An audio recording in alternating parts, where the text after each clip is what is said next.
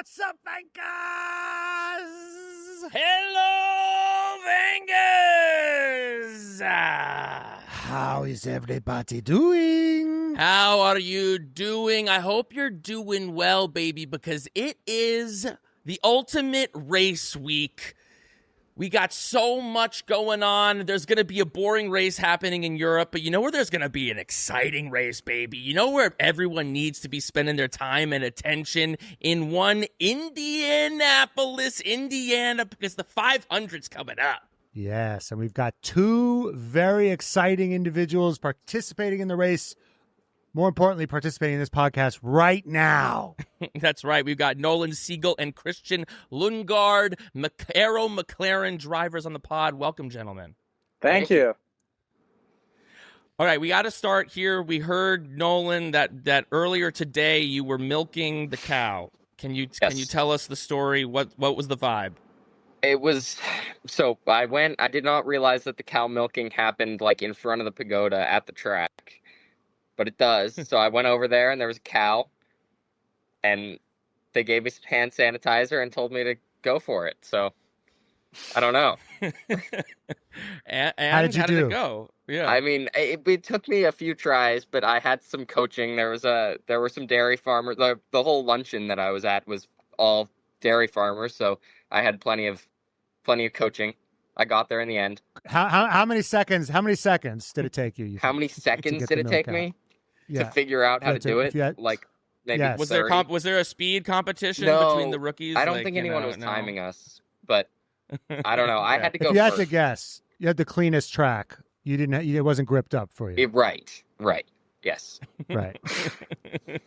Christian, do you have memories from this day from a couple years ago? I do remember it. Yes, which is why I asked him if he was milking the cow, because I remember we had to do it. There was one of the guys in my year that didn't want to do it. I don't remember who it was. Okay. But I mean, it you were being put on the spot.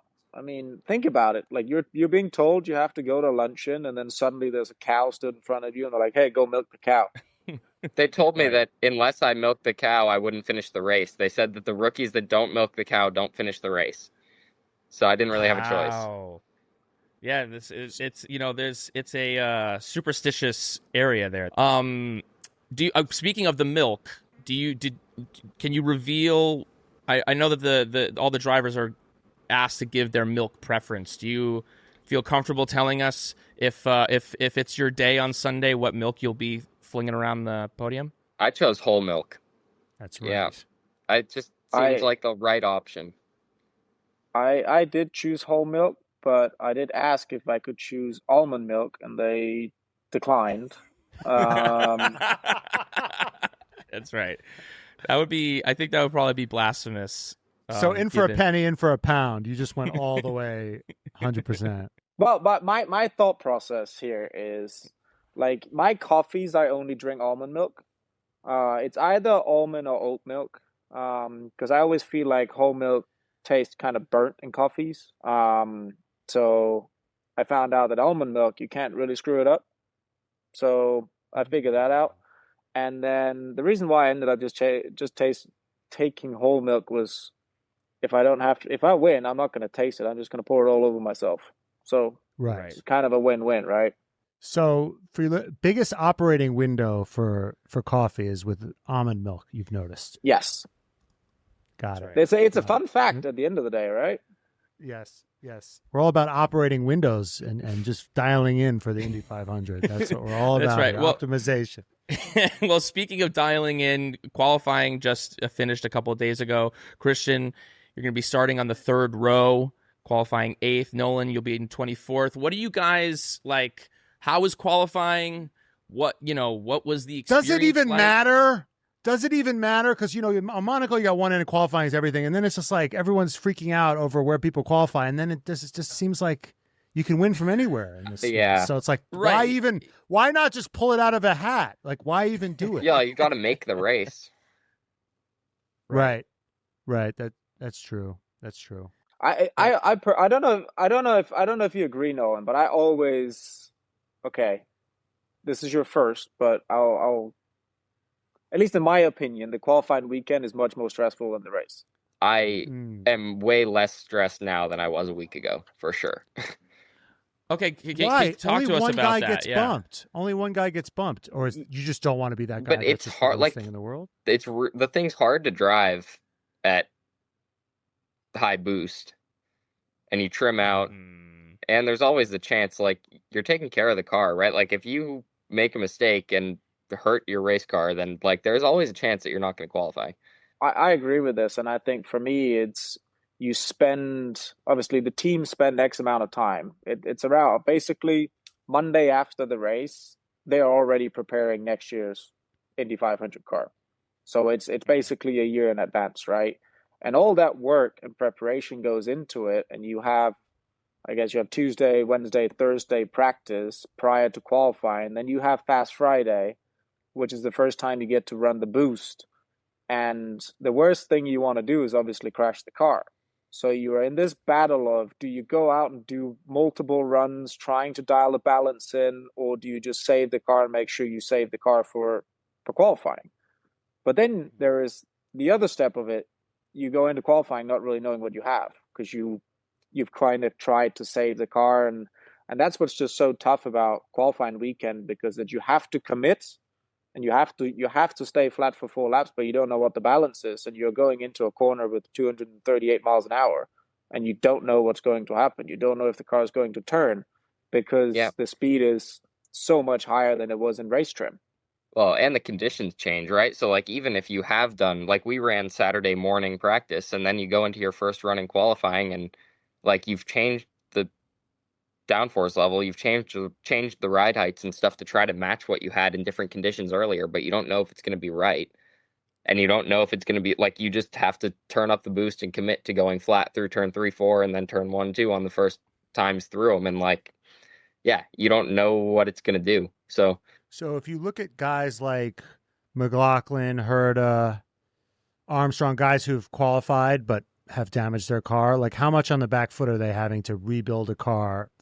a lot. They've qualified, they're in. Okay. Yeah, I think personally, I think both the 66 and the 26 crew did a really, really good job rebuilding the cars. One thing that surprised me a lot was Colton's second run. Obviously, he crashed on his first run on Saturday in qualifying. And then what does he do? The entire team rebuilt a car from scratch. It's a new tub because it's the spare car. What he does is he goes out first lap flat in turn one.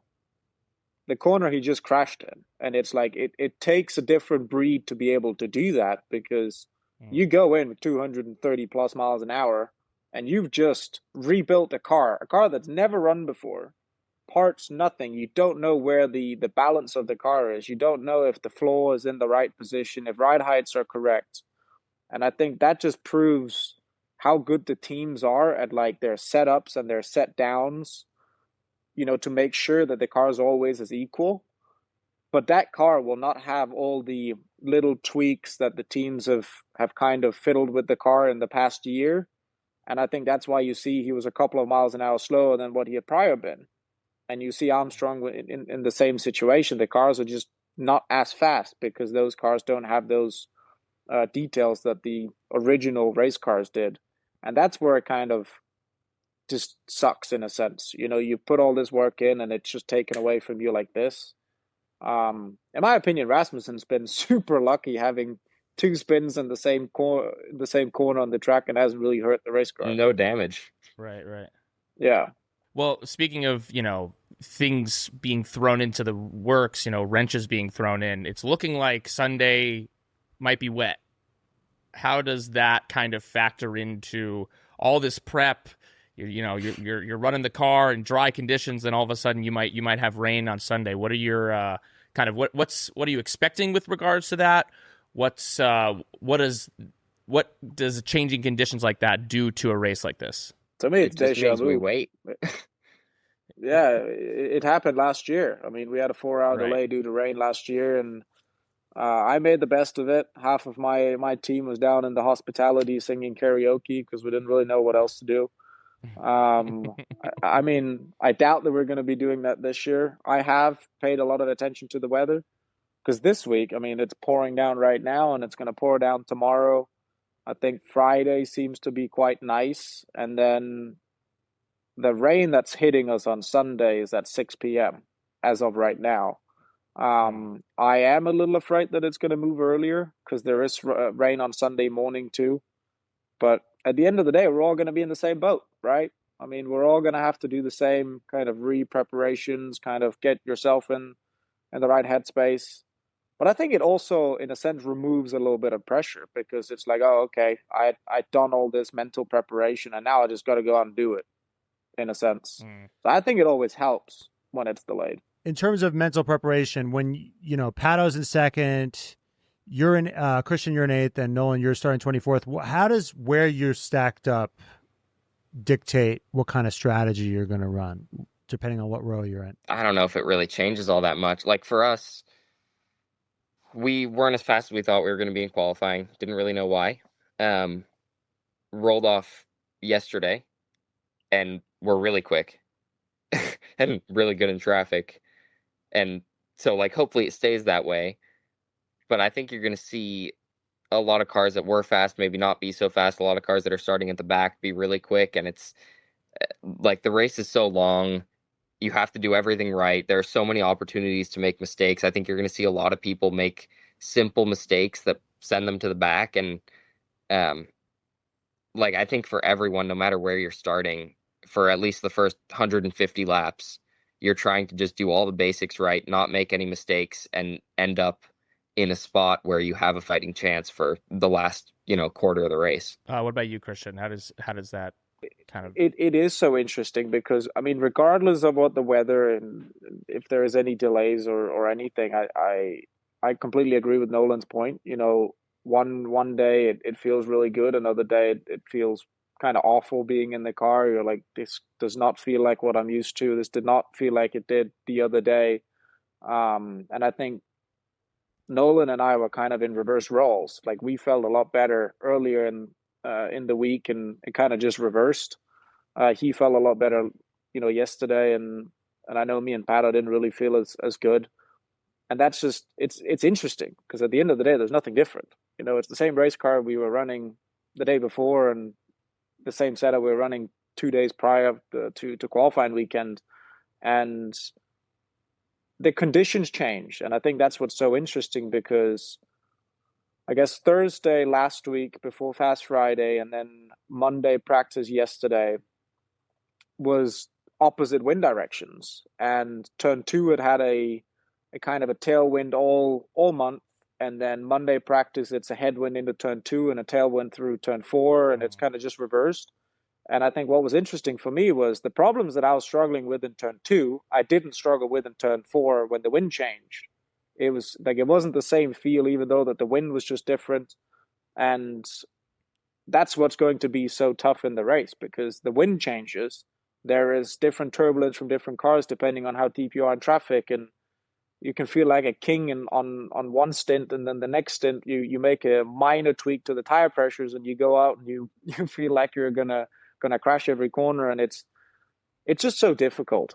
Yeah, how does it kind of compare? I mean, Christian, obviously, having been in IndyCar for a few years now, within the other ovals, like where does the Indianapolis Motor Speedway compare? Are they even comparable? It feels like it's so singular in that way. It is. It's the Indianapolis Motor Speedway is the one and only place I feel like we all feel something different, and I think a lot of it has to do with the build-up. Right? It's a month. It's not it's a marathon. It isn't a sprint at the end of the day, and I think when I think back to my days at Texas, you approach it like a normal race weekend. It is a Friday, Saturday, Sunday weekend, and that's it. Where here you have the April test, the open test, you go into the Indy GP, and you're doing the road course, and obviously that's a regular race weekend. But then suddenly from one day to another, you have to switch your mentality because everybody's already thinking about 2 days after the GP. Hey, we're in Speedway trip. We're doing day 1, and the 500 has started. This is all. We're ready to go, and you go out there and you're feeling like, hey, we might actually feel pretty good, and everybody else starts improving throughout the month, and we might be a little stationary, or suddenly we find something that's really good. And it's just so difficult to keep a constant headspace. Like, I always feel like it's just, everybody will tell you this. Monaco is a roller coaster, because one day you feel like a king, the next day you feel like you're absolutely dead last and you didn't change anything. And that's just how much the conditions really affect the feel and the results. So it's about having the right car for the right conditions on race day. And I think we've seen that throughout last week's practices. Hey, we know that it's going to be relatively cold on race day, because that's what the prediction was showing. And some of the long runs we were doing was in some hotter track temp. And we're trying to figure out what the balance and what the car needs for those different conditions to prepare ourselves best possible, because the car isn't going to handle the same way with the same setup in two different weather conditions. What's the dumbest thing you'd buy with the money from the winning? The dumbest thing? Most extravagant, indulgent purchase either of you guys would make? I know what this will be. I'll buy. This is because it's an internal joke. I will buy Pato a stuffed unicorn. Oh. Okay. Might need to hear more about that. Care to elaborate? No, I can't. It was very simple. Pato had a pimple doing the Indy GP in the middle of his forehead, and I saw him, so I called him the unicorn, and he was like, "What?" And I just pointed at his face like, "Oh, this one." Wow, that's beautiful. That's beautiful. All right, that'll Nolan. Feel really good to the loser of the Indy 500 to hand him that. Nolan, how about you? Nolan, what troll gift are you buying? I don't know. I don't know. I guess it depends who finishes second. It'll be like the ultimate dick move. Yeah, exactly. buy something for number 2. I'll buy whoever finishes second and third a bottle of champagne to celebrate with for themselves. You know, or a box of Kleenex. Yeah, exactly. It is a stressful. it is a stressful month. You talked about there's so much preparation. You're doing all the. You've got all this time to go into it. What are you both doing to kind of take yourself out of it? Christian, we know that you're a big golfer, but today was raining. Are you trying to play as much golf as you can? No, absolutely. I played yesterday evening, because I kind of knew what the weather's. I try to play as much as I can. Me and Scotty Mack, we every evening, pretty much at 7:30, once our day is done, we'll go to the Brickyard. We'll play 9 holes and have fun that way. And even after his accident on Sunday morning, he texted me. It was Monday morning. He was like, "Hey, you want to play Tuesday morning?" And I was like, "Dude, have you seen the weather?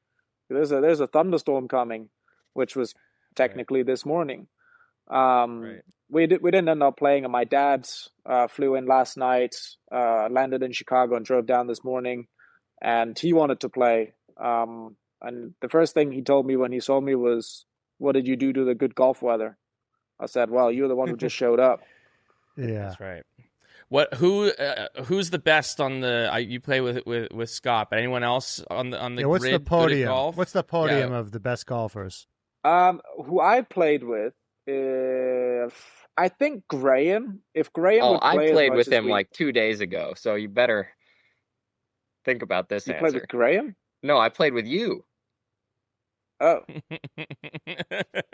He already forgot about you. You weren't very memorable. You played with my clubs. Yeah. No, great. I played Whistling Straits with Graham after Road America last year, or 2 years ago, and it must have been last year.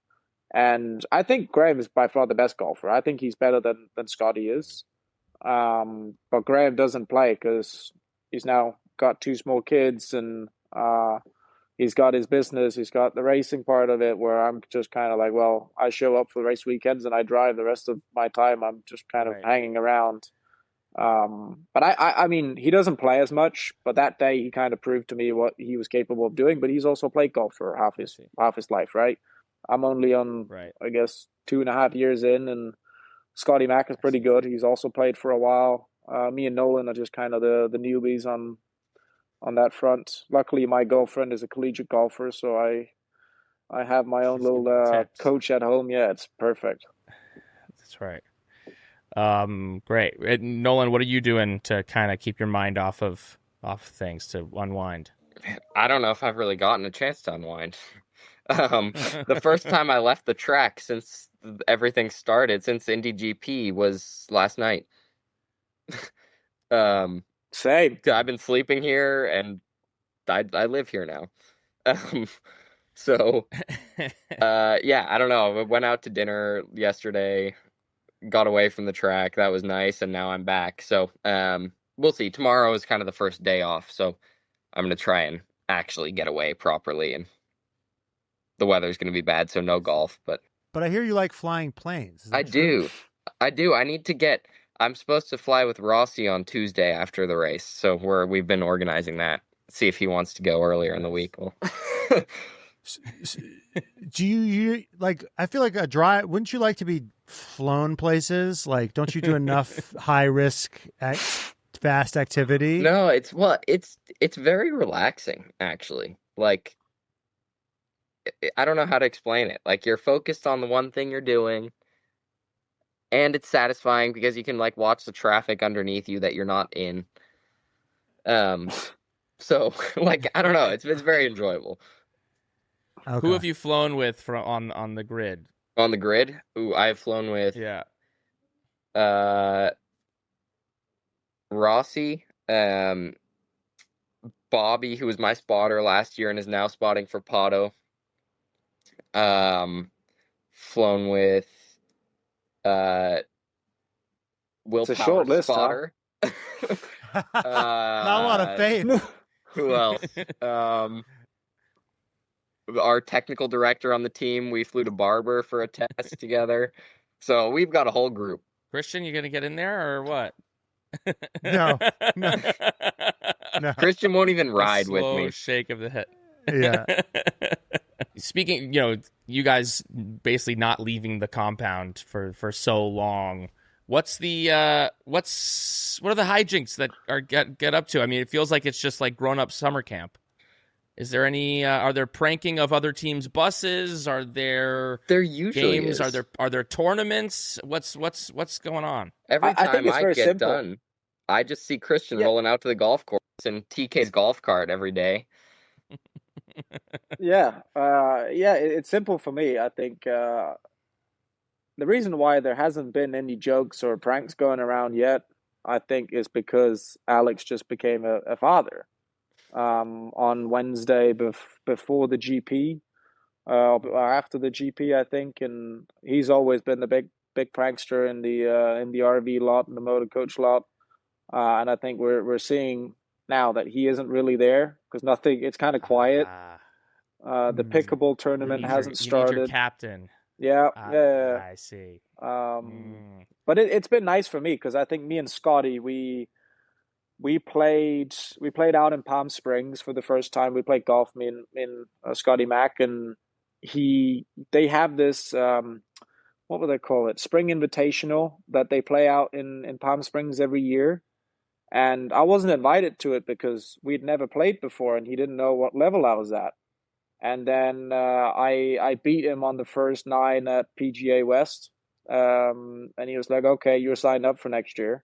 And then, as he told me that, I tanked on the back 9. But ever since then, we've played together, and we just every time I hear from him, it's like, "Hey, do you want to go play golf? Do you want to do this? Should we get a 9 in, or should we go get 18?" And it's funny because when my girlfriend, I and Scotty go play, we play for a little bit of cash, and it's me and Scotty versus her. So it's match play, and I think we owe her $150 each. I went mini golfing with my girlfriend, and she just mini golf. I become murderously angry losing to her. It's horrible. Nolan, I hear that you got accepted to Stanford, and then was like, "Nah, I'm good." Yeah, so I'm true? still on deferral. I'm seeing how long they'll let me do this for before they say I can't come back. So I don't know. Well, I'm on my my second year of deferral, and we'll see. I like what I'm Most doing. Stanford dropouts. That's what they do. Race cars. Oh, I know. Well, it's funny. So Jr. Hildebrand has been helping me and kind of my group this whole month, and he did the exact same thing. Like exact same story. So it's kind of funny that we ended up working together. But yeah. So what would you have? What would you study if you went to Stanford? I applied for economics. So that's what I applied for. I don't really know what I would do with my life if I wasn't doing this. Declare your major right now. Yeah, exactly. You'd have to be I don't declaring know. your major like right around now Hey, if you were in. I know what you would do, Nolan. What would I do? Become new golfers. Well, but that doesn't really apply to this whole school thing. Yeah, They do that have a doesn't great. matter. Stanford's But hey, got one of the best golf teams. Okay. Well, I don't think I would make the golf team, unfortunately. But You could do sports management and manage Christian's that's where career. Tiger Woods went. I'll dude. manage Christian's golf career.